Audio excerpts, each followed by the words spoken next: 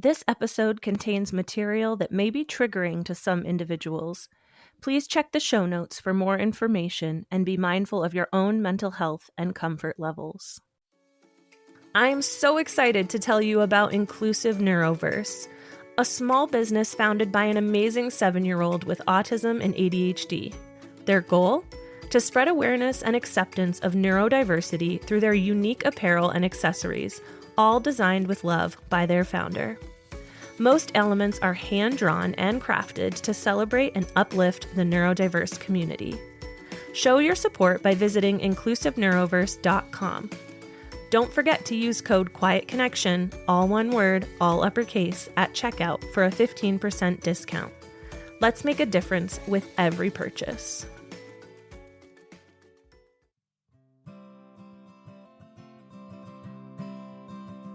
Welcome to Quiet Connection, a podcast dedicated to ending the stigma around postpartum mental health.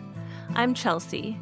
This week I'm speaking with Midori about her journey to motherhood, her experiences with miscarriage, and how these events influenced her views on pregnancy and parenting. She discusses how her family's dynamics were affected by her losses and how they approach hard conversations with their children. Midori emphasizes the importance of support systems and open communication in navigating the emotional landscape of motherhood. Here's Midori.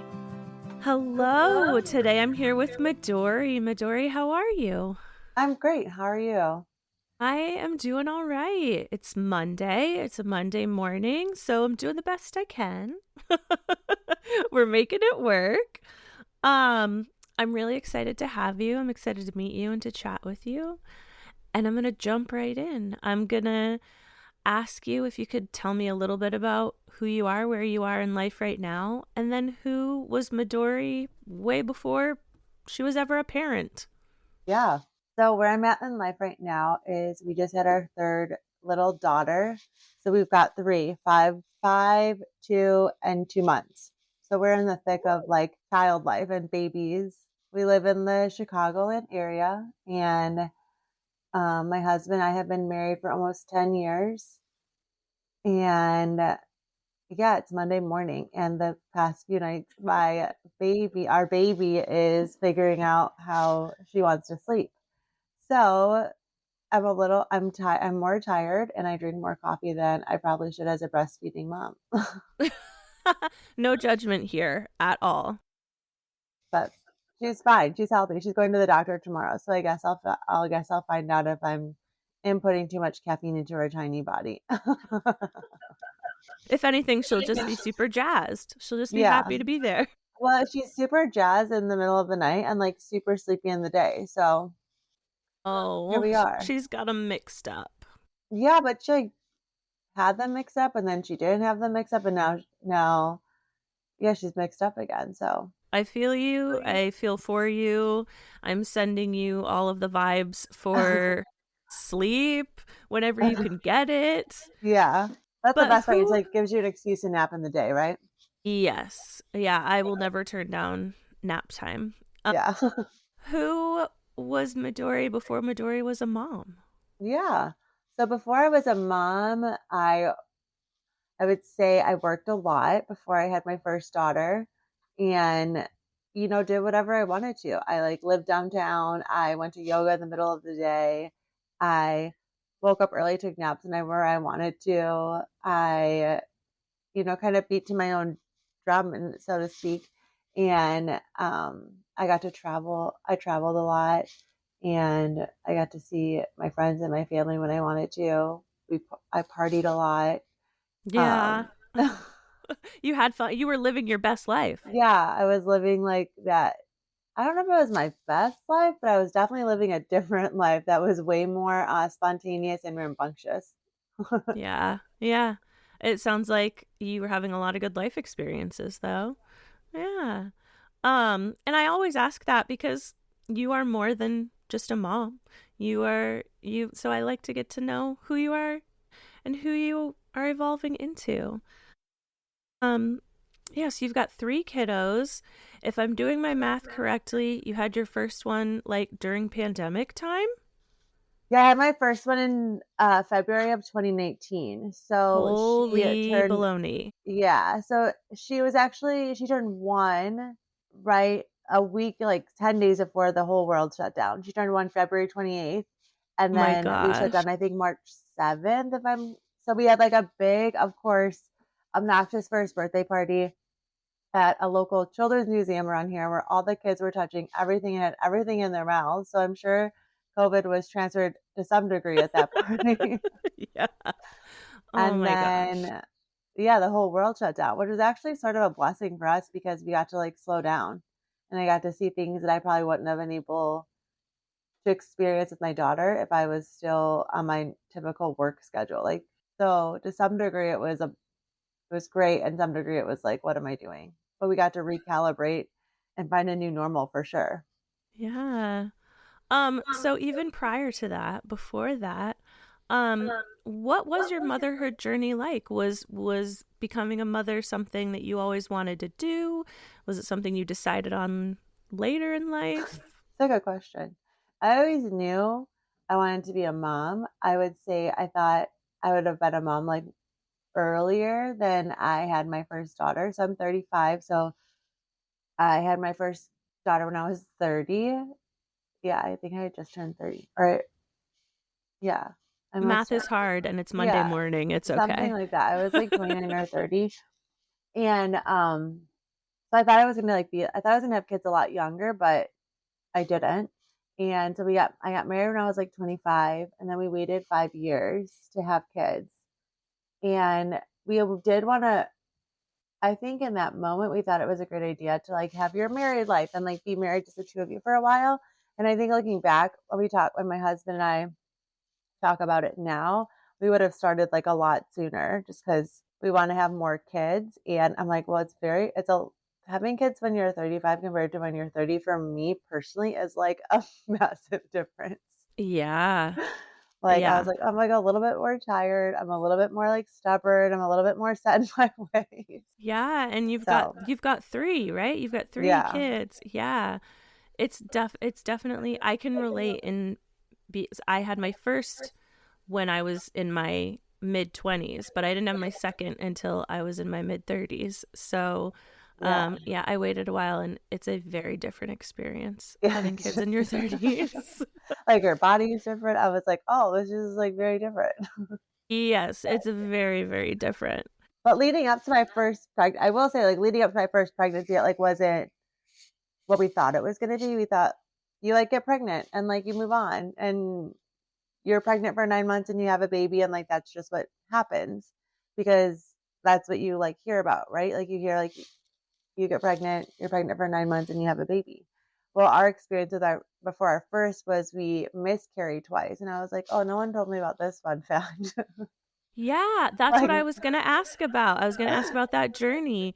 Like, yeah. so I know you experienced multiple miscarriages and those were all prior to your first? No, I literally had 2 before each kid. Wow. Yeah, isn't that so Okay. crazy? It's so random. It is. It is. Well, and it's common. It's so much more common than when we are told about. And just like you said, you're like, "Oh, no one told me this was a Yeah, I possibility." was like, someone forgot this detail in the classes that we got to take. Yes. Yeah, they're like, "Oh, yeah. Well," and it's a product of our generation too. Like, you don't have sex, you'll get pregnant. And it's like, Yeah. well, you might get pregnant or you Yeah. might not, or it may not stick. I hate that term, but Yeah, I um mean, it's true. when you were experiencing that, let's focus on the first time. How did that kind of impact your view in terms of your fertility journey? Like, how did that kind of shape how you experienced your journey into parenting? Yeah, it's a great question. I guess, like I said, like I didn't even think that having a miscarriage was like an option. Like it just is like, oh, they happen, and like I actually don't even think it like registered in my head that it honestly could happen. Yeah. And so I've had my doctor since I've gone to the same doctor since I was like 18. So it was like amazing how he navigated it. But okay, something's like playing music. I apologize. It's okay. I couldn't even hear it. It's Oh, okay. okay, good. I was like, Yeah. what? I was like, is she singing? I was like, did she? Well, I am not singing. No. I was like, oh, Ye anyways. Yes, I'm gonna So sing while you tell your story. I was like, this is a really great ambiance, Chelsea. I love this. Oh my god, no. Okay, sorry, sorry. No, that's great. So I think you should actually keep that part in. I think I will. I God. wish you could hear. I was like, that's very like so yeah. I mean, Anyways, maybe someday I'll try that. I'll put on some, like, nice spa music, be like, "It's okay," like it's okay. Everything's gonna work out. But that's Yeah. pretty much what it was. I like have gone to the same doctor for since I was 18, so for a really long time. So I went in to go for like my 8 or whatever thing you go in, whatever week you get to go. And he is like pretty outgoing. So when he like the first time he told me, thank goodness my husband, his name's Joshua, so I can stop referring to him as my husband. I'll just call him Joshua. Thank goodness Joshua came with me. And I remember my doctor just sitting there and he was like doing the ultrasound and it was like taking like a little bit longer than I remember it taking the preceding weeks. And I was like, what's going on? And he's like, just hold on. And I was like, he never is like that. So I was like, oh, this is not like something's weird. Yeah. Um, and he's like, I can't, you don't have a heartbeat. Like, here's your fetus and there's no heartbeat. I was like, well, maybe it's still there. Maybe you're just like not doing your job. Right? Oh my god. Yeah. But no, like literally he was like, yeah, there's no heartbeat. And I was like, okay. And I instantly was like, does it come back? Like, is this Right, like, it like, didn't even register. yeah. And he like closed the door and he obviously has like multiple patients back to back, but he like took time to just like sit with us for literally an hour. I was like, it just like happens. Like, and the thing I remember the most that he told me was like, there's nothing that you could have done to like get pregnant, and there's nothing you could do to like stop the pregnancy. He was like, Mhm. it just is. And he's like, and it really sucks. And I was like, yeah. It's like, what do I do from here? Like, how do we, like, what? There's still something inside of me though. So, like, Right. what do we do? And he was like, he obviously gave you the options like DNC, a pill, or like natural. And because we wanted to be pregnant, I was like, because we wanted to obviously have a baby and be on that journey, I was like, well, what's the fastest way to get pregnant again? And he was like, well, you can have surgery. And I was like, oh, okay. Yeah. Like, I guess is what you do. So I had a DNC and now I'm very familiar with what a DNC is. I've gotten to go through two of them. But yeah, I mean, it was like a full surgery day, and I did not expect that. I thought, I mean, the gynecologist is such a foreign thing to me, even though I've been going for almost 20 years. It's just like they're just because it's all internal, right? Like you don't see Mhm. anything. So Mhm. I thought like for a DNC, they just go in there and get something out, and then you move on with your day. But it's like no, it's at a different location. Like you're on anesthesia. Like they have a social worker come in and talk to you afterwards. And I was like, oh, and like you don't really go back to like normal life because your body still is producing your like pregnancy hormone. So just like the whole healing process from that first DNC was crazy. And then we literally got pregnant like a month later. And then after that, and then we got pregnant again, and then we miscarried that baby. Thankfully, we didn't get to have a DNC with that second pregnancy. It naturally passed. Mhm. And then right after that one passed, we got pregnant with our first, what is now our 5-year-old. And Yeah. that pregnancy was, I was like at the doctor every 5 days because I was like, something's going on, something's wrong. Like I was just anxious the entire time. And I Mhm. would say that I like carried that anxiety until this third pregnancy. Well, this third, Really? like full, yeah.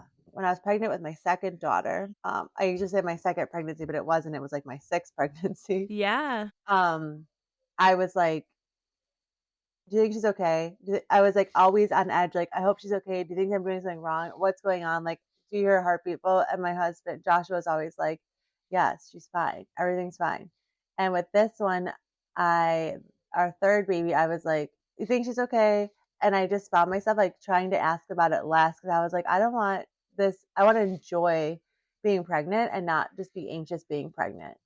And I was Yeah. really trying to be mindful about, like, not carrying my past experience of miscarriages, like, into, like, being pregnant because 'cause I'm like, I miss I was missing out on like the joy of pregnancy. Yeah, And people that are like, I and love being pregnant. I was like, I don't. that yeah, and I was going to say that that's so common in especially if you've experienced any kind of trauma in your pregnancy or loss, like so you weren't able to enjoy your first pregnancy or your second pregnancy. Did you feel like you were able to enjoy this last one at Yeah, all? I mean, I feel like I like enjoy it, like yeah, like a little bit more, yes. And Yeah. there was still like the subconscious in the back of my head, like something's gonna go wrong. Like I just want her out. So I was induced with my first two, like a week before their due date.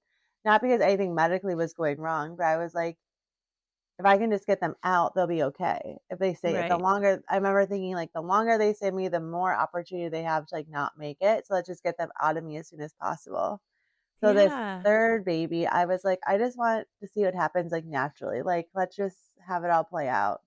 And of course, like my other, I'm like a pretty extreme personality. So I went to the other extreme and I got to the hospital like at 6:30 and she was out by 7:30 or 7:03. So like I just went to the whole other extreme of like not going through any medical process at all.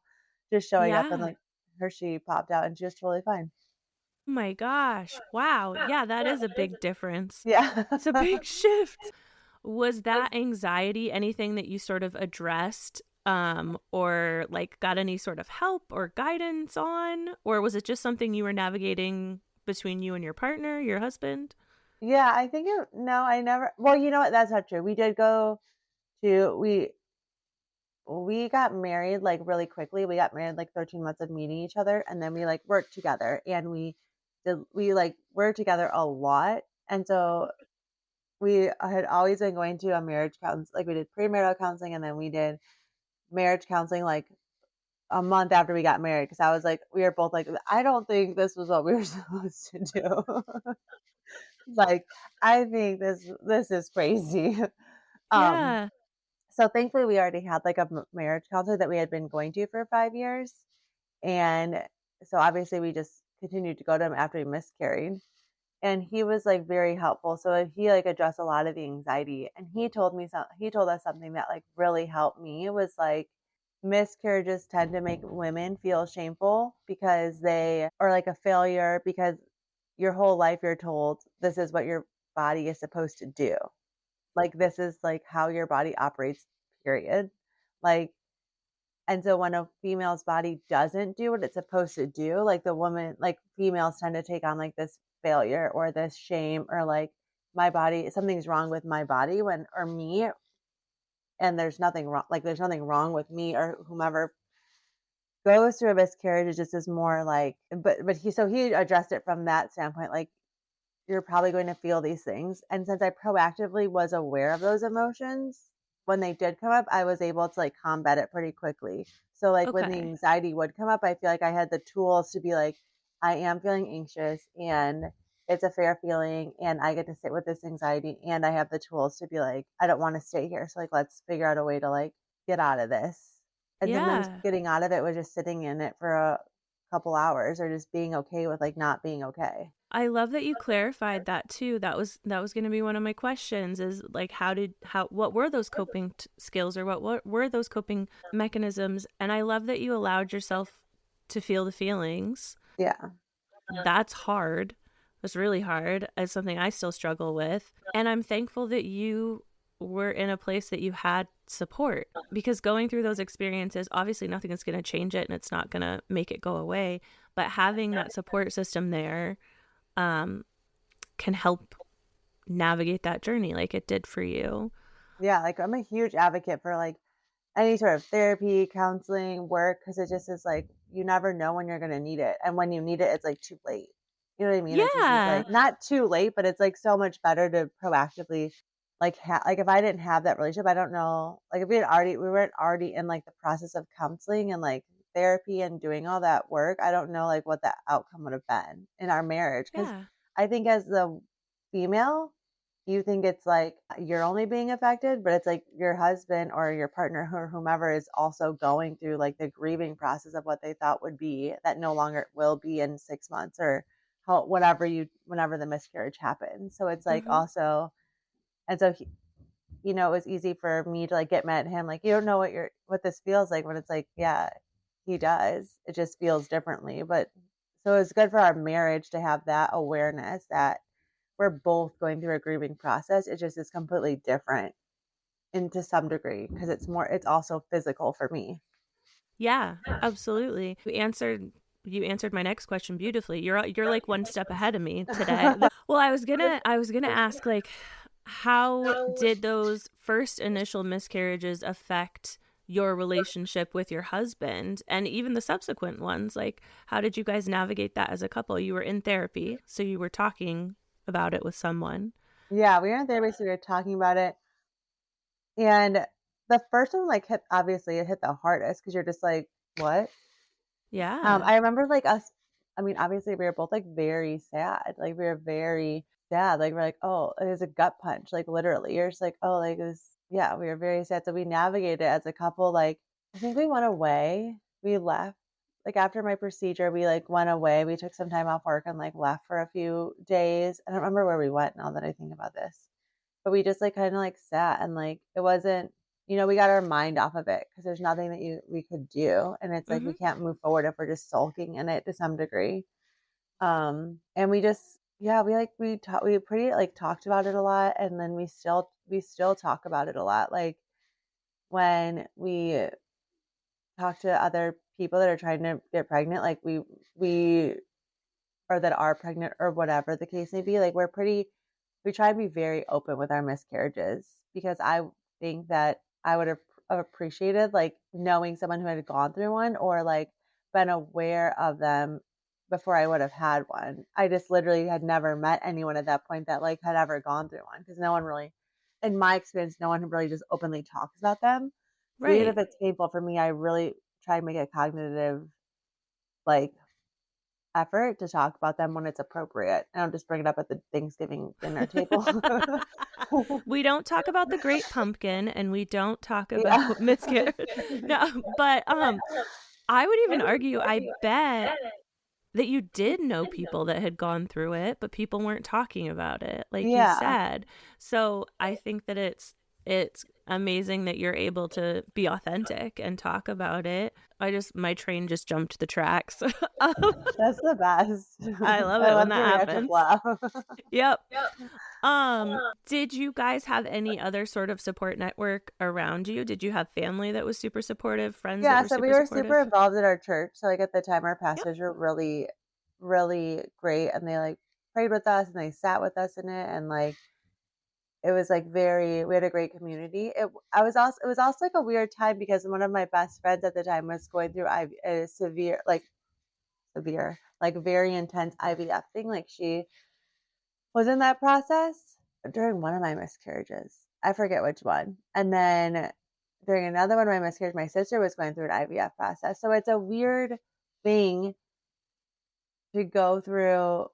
And my husband and I were just talking about this the other day. Like, it's a weird thing to go through a miscarriage while somebody's going through IVF because they're both. And I was like, it was like my best friend who was going through IVF. So I was like, I feel like I almost went through IVF with her. Like I was Mm, like at most of her appointments, like knew when she was going, like all of it. So miscarrying while she was going through that, it almost like felt like her IVF journey was like more detrimental than like my miscarriage. Not anyone's fault, just like because IVF is such a journey and a miscarriage is such a moment, right? Like mm, it's like, oh, you miscarried. So like it's kind of like there's nothing you can do with like the dead baby and the dead fetus in your stomach. So it's like you just get to move on with that. So it's like this weird dichotomy of like how am I present for somebody who's going through this intense IVF journey while also like mourning my miscarriage? And how does she like give me the support that I want and need while she's also going through her incredibly hard IVF journey. So it's like we had a really good support system and we did have a great support system to some degree. Not like by anyone's I think if she wasn't going through her IVF process, she would have been more present. But because you know what I mean? yeah. So it was like this Yeah. weird dynamic. Um like I think I was like, well, I don't want to tell her I miscarried because I don't want to like make Mm, her stress her out because her body temperature has to stay a certain degree. And And because I waited to tell her, she literally brought me, like, a little present when I told her, Oh, and I was like, "Oh," and we got into this huge fight about the present because I was like, "You're in your own stuff because you're going through your own, like, you don't even," so it was like, so support, we had it, it just was in a weird moment, which was, looking back, it was really great for our marriage because it forced us to, like, lean into one another rather than externally towards other people, yeah. which was really helpful for us in our marriage of, like, drawing us closer together and, like, fighting, like, there was definitely arguments between Josh and I while we were miscarrying, like, emotions are high, things Yeah. are happening, and the arguments led to, like, beautiful endings Mm. after some time, it wasn't immediate. Yeah. It wasn't like a knockdown, drag out, and then rainbows and sunshine Yeah, immediately. right. Yeah, but what you're describing too is such a difficult thing, especially when like your friend group around you is going through their own fertility journey and going through their own like pregnancy journey. It's so hard. I was literally just having this conversation with one of my family members yesterday about how like suffering isn't a comparison game and how like we all suffer and we don't need to compare it to other people's suffering, but we do. We're almost like, oh, my suffering doesn't like you're suffering more than I'm suffering, or you know what I mean? Yeah. Like No, it's so. really it's so funny that you say that because my husband and I, like, specialize in trauma and different types Mhm. of trauma in life, and so you find that in trauma too. Like, if you didn't have, like, this extreme life experience of trauma, then you never went through trauma. It's like, well, no, everyone's trauma can look different. And just Yes. because it wasn't, you were sexually abused as a child doesn't mean you didn't go through trauma. Like, trauma is there's no, like, degree or, like, trauma is trauma. But it is funny. Yes. Like, everyone comes into this comparison, like, with suffering or trauma or, like, sadness. It's like, well, it's so crazy how like, the human brain works. Yes. Absolutely. We're constantly comparing ourselves to others whether we realize it or not. Yeah, it's exhausting. It is exhausting. So yeah, so you had a support system, but then you were also navigating these other feelings of watching your friends go through their journeys. Did your experiences with miscarriage ever impact your decision to keep trying to have more kids? That's a good question. Probably, like, in the hyperactive way. Like, I wanna force myself to get pregnant. Not that that's even, you can't force yourself to get pregnant or not pregnant, but, like, I felt like I wanted to, like, force myself. I wanted to, like, get pregnant as soon as possible with my when I had my first few miscarriages because I wanted to, like, I learned that I was trying to, like, prove to myself that my body is capable of functioning in the way that it was designed to function. Mhm. And then after my second set of miscarriages, before my second daughter, I found myself, like, wanting to get pregnant as soon as possible so I didn't have to deal with the pain of the miscarriage. Like, okay, it happened. I'll just get pregnant again. Okay, it happened. If I get pregnant again soon, then I won't have to deal with the pain of the miscarriage. Mhm. And so I kind of put myself in, like, overdrive. Um, I'm not really good at, like, tracking ovulation, so I never, like, went on that path.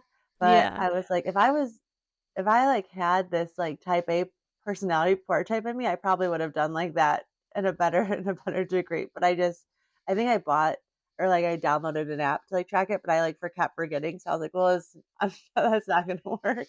So I tried to be, like, even more aggressive than I actually was, but so, yeah, I think I went into overdrive, like, I wasn't ever scared that I wasn't going to be able to get pregnant. I was more like, "No, I'm going to get pregnant now. I'm going to get pregnant now, and I wanna get pregnant now." So, it was more just forcing something to happen that, whatever, may or may not. Yeah, just putting pressure on yourself maybe, Yeah. right? Like okay, we're going to do this. This is going to work. Yeah, like, I felt like someone disrupted my timeline, so I need to, like, make a new timeline. Like, I felt like I was no longer in control, so I wanted to, like, figure out a way to be in control kinda thing. Yeah, that makes perfect sense. That makes perfect sense. So you you mentioned and so I have all of my guests fill out a Google form so I can learn a little bit, but I don't like research my guests because I want to meet you and experience your story authentically. Yeah. So, but one of the things that you mentioned is that you are a big believer in talking about the hard and talking about the hard things. And I was curious if your parenting journey and fertility journey is one of those hard things that you discuss openly as a family. Your kids are still pretty young, but is it something, or just hard in general? How do you approach that with your kiddos? Yeah, I mean, we can use the miscarriage one for example. Like my 5-year-old will be 6 at the end of February. So she was, when we miscarried before our third daughter, she was really aware of like what was going on. Um, Math is hard, like you said earlier. So I don't know how old she was. She might have been 4 or she might have been 5 when we miscarried. Um, but she was cognitive, very aware of like that we lost a baby. So we told her that we were pregnant, and then we told her that we weren't pregnant anymore and there was no longer a baby. And we sat and she mourned, like she cried.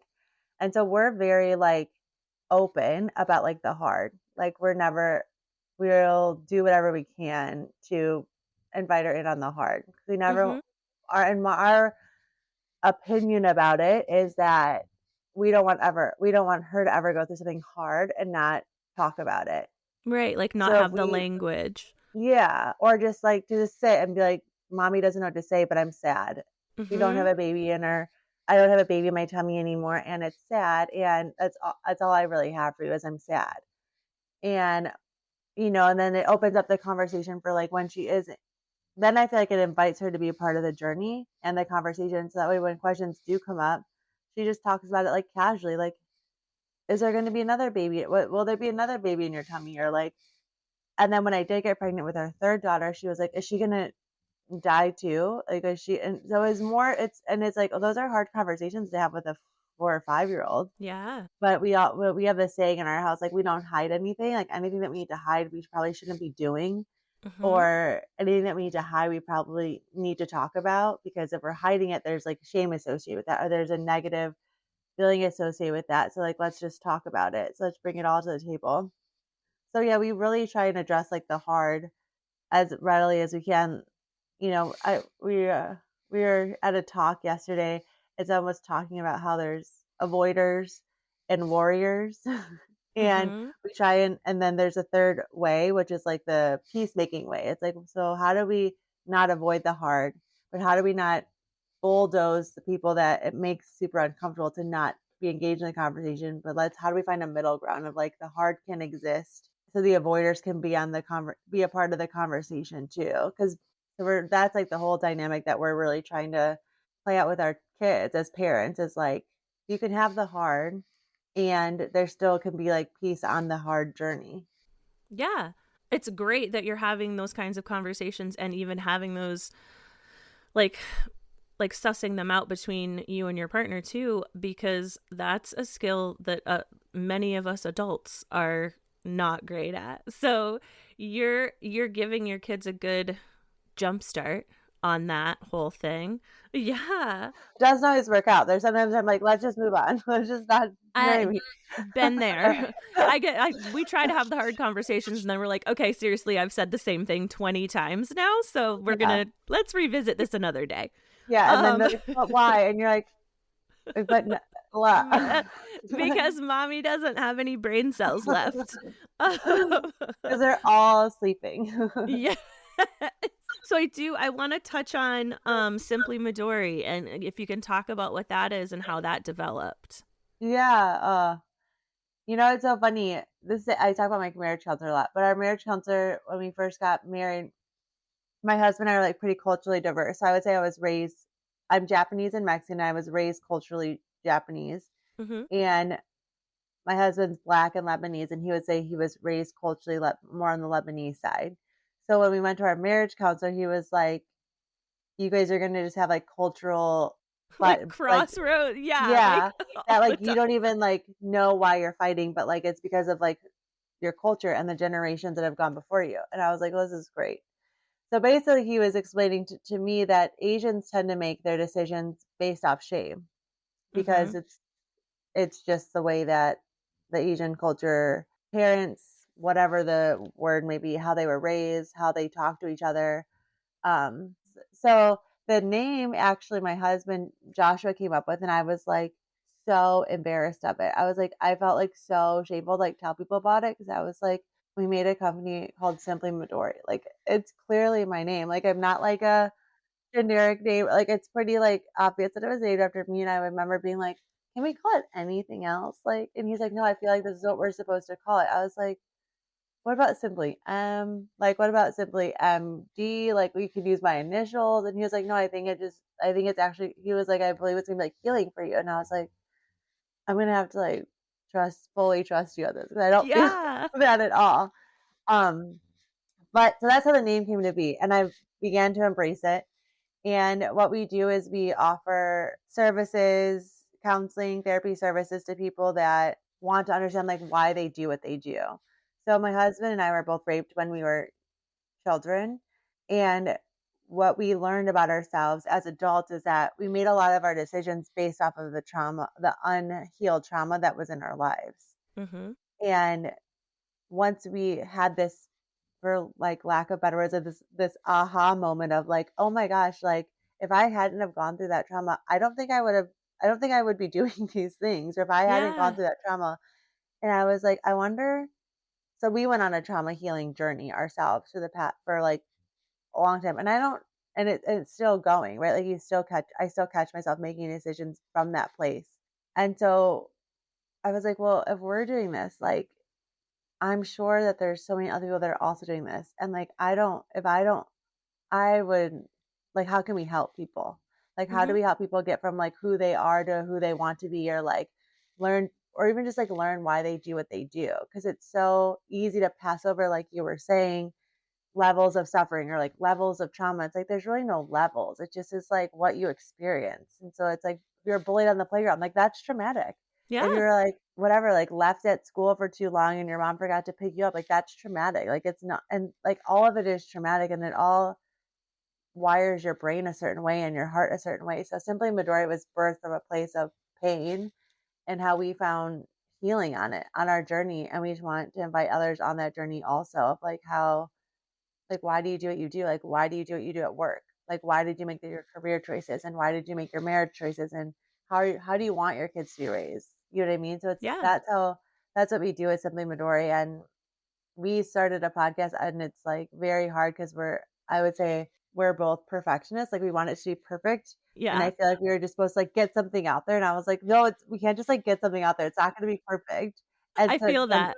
yeah, it's been really humbling for me to be like, we'll just get what it is out there. And it's very raw. It's like just Josh and I having conversations, and it's not beautiful. And we don't edit it much at all. And Yeah. like literally, Joshua went to the bathroom during one and then came back, and I was like, oh, does your tummy hurt? And I forgot to edit that part out of the podcast. But it's real life. It's And somebody real texted life. me and they're like, did you know that you forgot to take this out of the podcast? And I was like, no, but I'm literally at the zoo with my kids, so, like, I can't even fix it right now or take it down, so, like, it just is what it is, but, like, me 2 years ago, me 3 years ago, I would've been like, "I'm never doing this again, like, I'm never showing my face, everyone's gonna hate me, I look like a failure."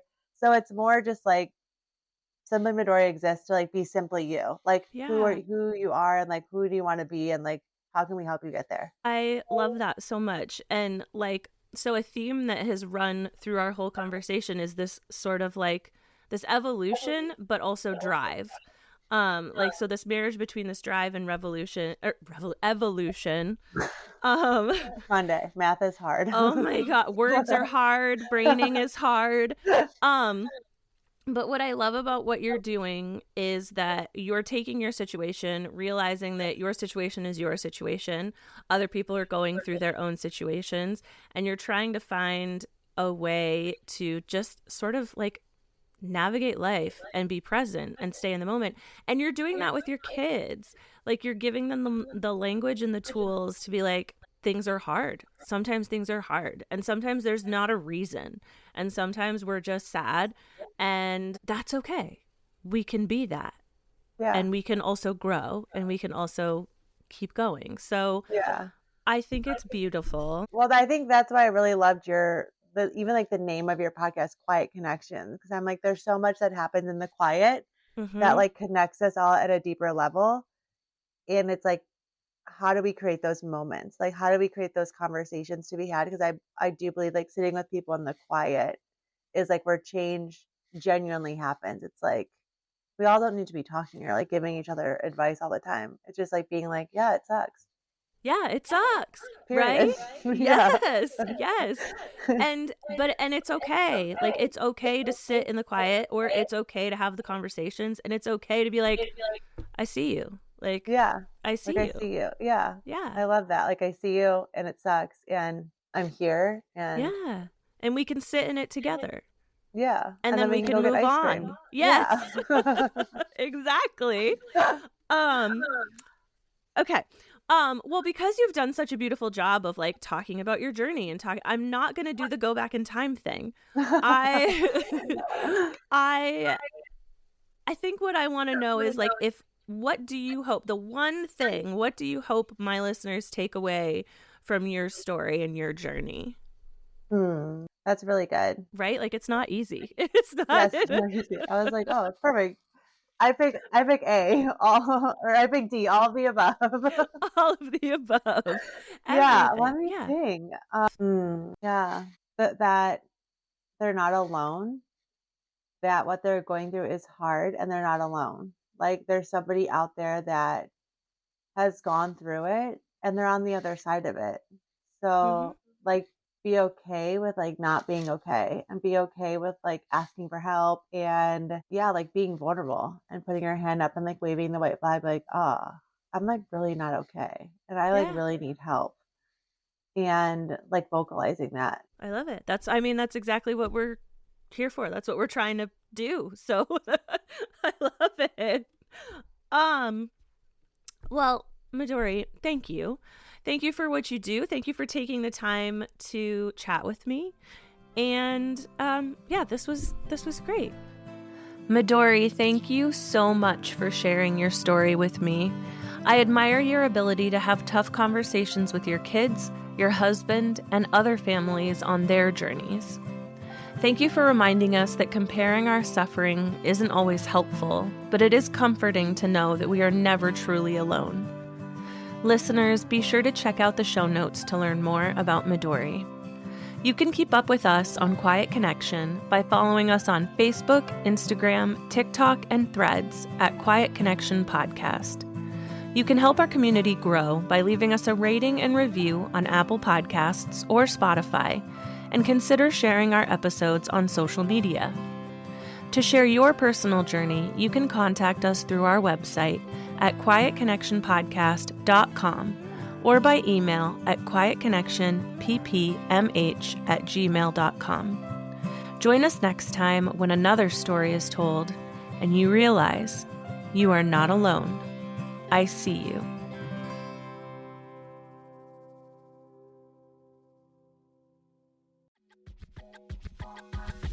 Motherhood's messiest moments, we're airing them out. Odd Moms on Call is the podcast where a no BS mom squad tackles parenting, politics, and everything in between. It's like venting to your besties, but with mics. Subscribe on Apple Podcasts, Spotify, or Buzzsprout and grab a seat at the table.